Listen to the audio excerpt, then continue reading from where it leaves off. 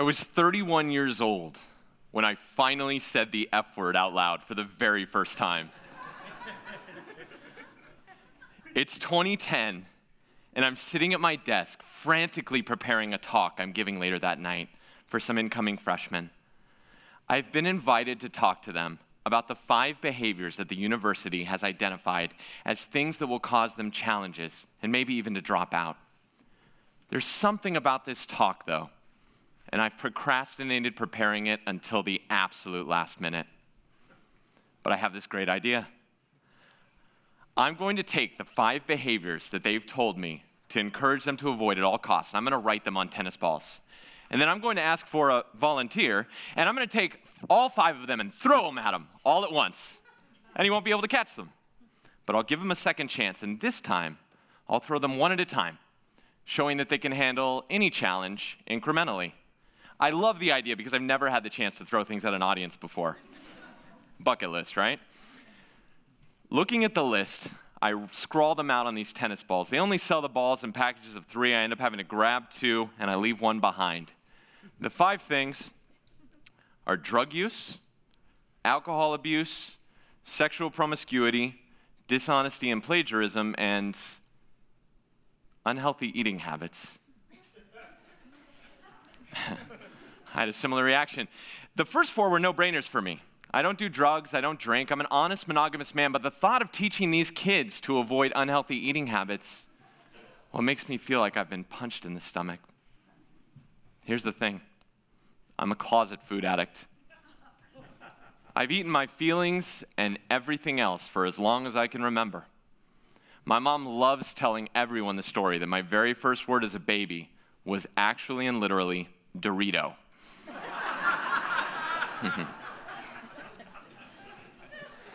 But my life had spiraled out of control.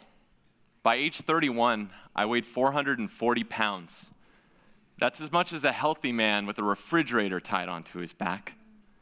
I wear a size 58-inch pants and a 5X shirt.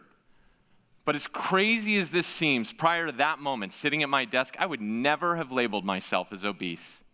At first, I feel unjustly accused, but the truth falls on my head like a piano in a bad cartoon. But now that the blindfold is off, I see everything. My stomach hanging out there, I actually feel it resting on my thighs. I hear my loud breathing. I'm killing myself 1 meal at a time. I think back frantically on what I've eaten that day, and I punch it into one of those handy food journal apps. I've had over 7,500 calories, and it's only 4:30 p.m. I haven't even had first or second dinner yet. But I have to give my talk. So I grab the tennis balls and I run to the school. And on the way there, at the very last minute, I decide to leave the unhealthy eating tennis ball in the car, rationalizing that nobody likes a hypocrite, right? And in that moment of fear, running away from a tennis ball, I recognize my surroundings as absolute, pathetic rock bottom. And that's when I let the F word fly. Failure. I'm a failure. I've completely failed. And in that moment, the most miraculous thing happens. Absolutely nothing. Nothing explodes, the walls don't come crashing down, there's no weeping or wailing or gnashing of teeth. I actually feel a sense of relief just to say the words. I go in and teach my lesson, and I make a decision that I was going to become a new me. Now, I'm no stranger to diets at this point. I had tried everything from South Beach to North Pole, but this time, this was going to be different. I was going to be perfect. And that lifelong commitment to health burned inside of me like a wildfire for 24 hours, at which point I found myself at a Mexican drive-thru. I'm not a mile outside of that parking lot, and I've already consumed a 2-pound burrito, 3 tacos, and an order of fries so big they actually put it in a soda cup. My skin crawls with shame. To make matters worse, I wasn't alone. I turn to the passenger seat, and I see the tennis ball, mocking me. I grab him, hold him to my face, stare at my accuser, throw him out the window, and drive home. That night, I tossed and turned for hours. The refried beans and failure were like rocks banging against themselves in my stomach. Thank you. Finally, the alarm wakes me up from what was a sleepless night. I stumble to my feet, my knees creaking under the weight of my body, when out of the corner of my eye, I see a neon green beacon of hope. It's the last tennis ball. Only this one's blank. This one's not accusing me. It's telling me I've got another chance to get this right. I may have failed, but it's not over. It's not over. So this time I embrace my failure. I decide I'm not going to be perfect this time. I'm going to catch one ball at a time. The first week, I catch the first ball. No sugar. The second week, I catch another one. No white flour. All I do is focus on the next pound. And in 14 months, I had lost 1 pound, 225 times. Woo!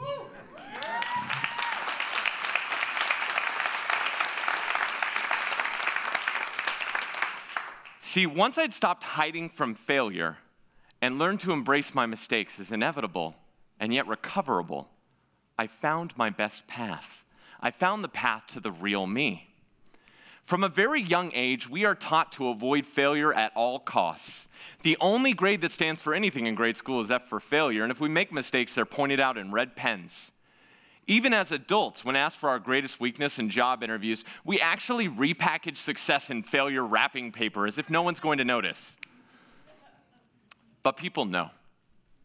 We still somehow have the self-limiting belief that failing makes us failures.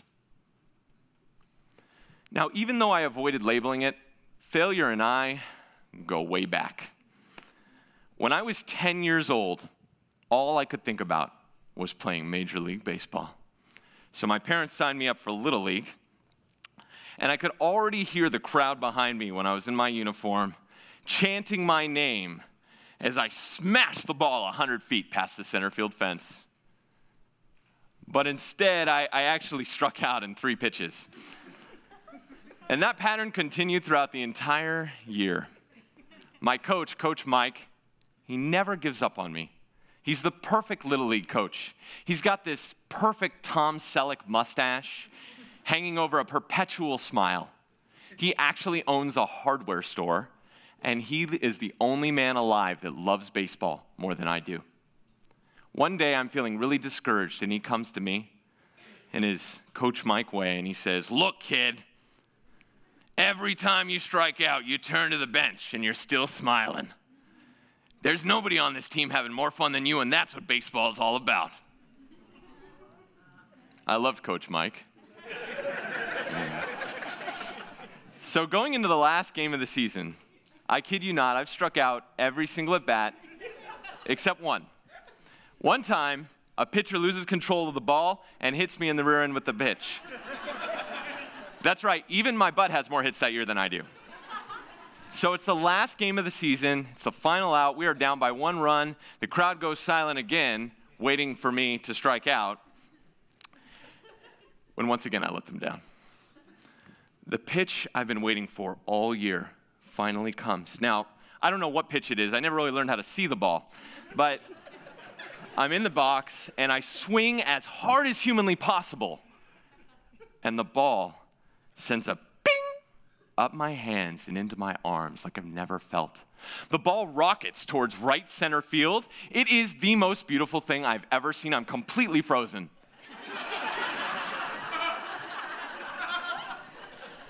The roar of the most surprised set of parents in Little League history reminds me that I'm supposed to be running over there. It should be a double, but I make it a single and I get on base. And this time I'm ready to run when our leadoff hitter steps up to bat. I take a huge lead off of first base because I'm confident. You know, I've never been on the bases before. I've never been thrown out either. So I'm here and I'm ready. And I see our leadoff hitter do something he hasn't done all season long. He struck out. And just like that, our season and and my baseball career were over. Now, I don't mean to brag, but I may be the single worst baseball player in Little League history. But learning to strike out that often without getting benched by my coach taught me that failure doesn't put you on the bench, but your attitude towards failure can. Thank you. Not only that, but striking out that much actually proved to be valuable on the job training. When I got into college, I needed a job to pay for tuition, and I got a job as a telemarketer. Every day, every day, I would make 400 calls a day, and I would get hung up on 395 of them. And for anyone else, that would be gut-wrenching, but for me, it was like baseball. It was fun.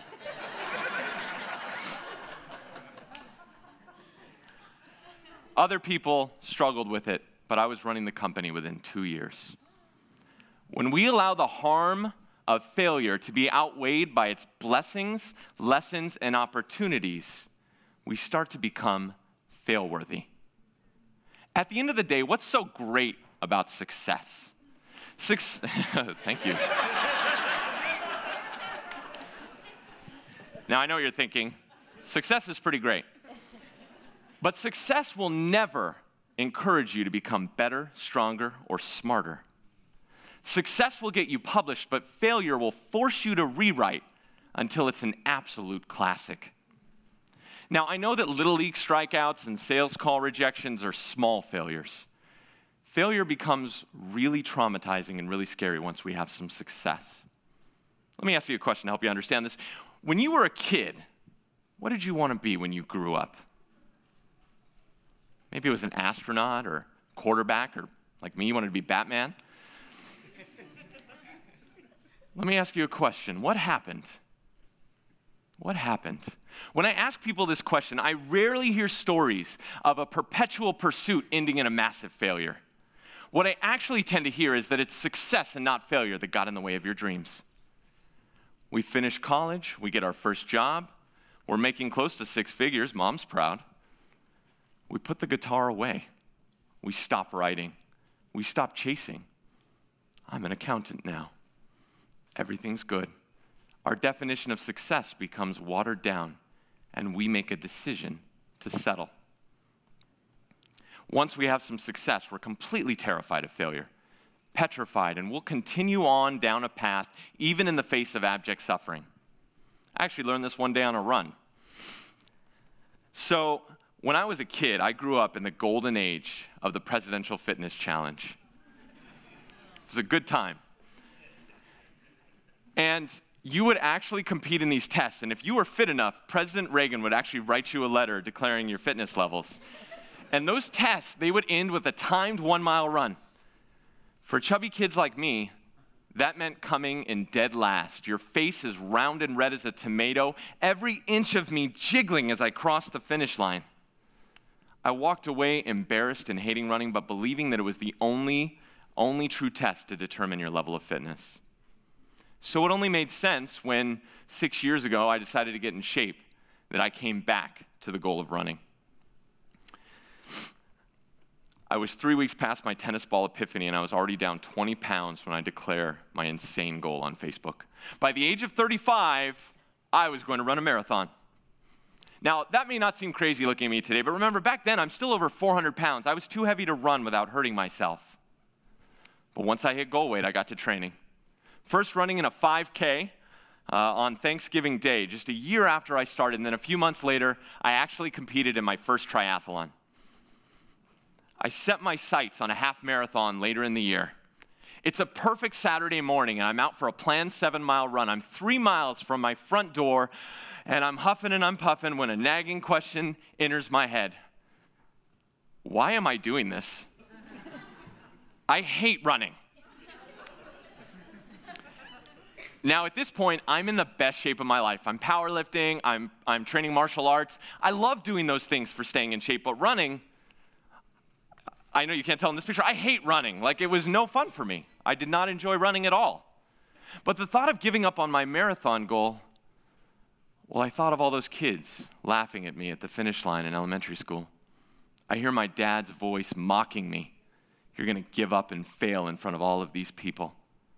I think of all the people that are now following my journey on social media and interviews. They're calling me the inspiration for their weight loss journeys. What would happen if I failed and gave up? I continue to run from the question in my head, but I can't shake it. Why am I doing this? Is this about me or is this about someone else? Is this about pride? Is it about ego? And that's exactly what it was. I realized that my pride had made me completely unable to quit. My last run was running home that day. I haven't gone in another race since. It's been 4 years and 2 years since my 35th birthday. I failed my goal, but I failed for all the right reasons. See, pride leaves us completely unwilling to surrender to what is common sense. When pride sees failure, it sees destruction, but humility sees building blocks. Humility embraces failure as inevitable, instructive, and empowering. I would challenge you, if you trace back the lineage of the best thing that ever happened to you, you'll probably be able to trace it back to a massive failure. And I congratulate you on that failure. I don't know about you, but failure is the best thing that ever happened to me. Mike Tyson once said, "Don't trust anybody who hasn't been punched in the face." You know, failure is about a lot more than just learning how to take a punch, though. It's about a lot more than just learning lessons. A lot of us are starting to accept failure as a teacher, but we still treat the word like profanity. I've had the opportunity to visit with hundreds of people who struggle with their weight after going through this. What makes my story unique is not the fact that I lost 225 pounds in about a year. It's not the fact that I've kept the weight off now for 6 or 7 years with 0 issues, although that's unique as well. What truly empowered me to overcome the addiction of overeating was the ability to embrace my failure and my mistakes and accept myself exactly how I was. At the end of the day, failure and success are just blank messages on tennis balls. We can never control which one gets thrown at us at which moment, but we can control whether or not we catch them and angrily throw them out the window, or catch them and let them inspire us to start with 1 pound. Thank you.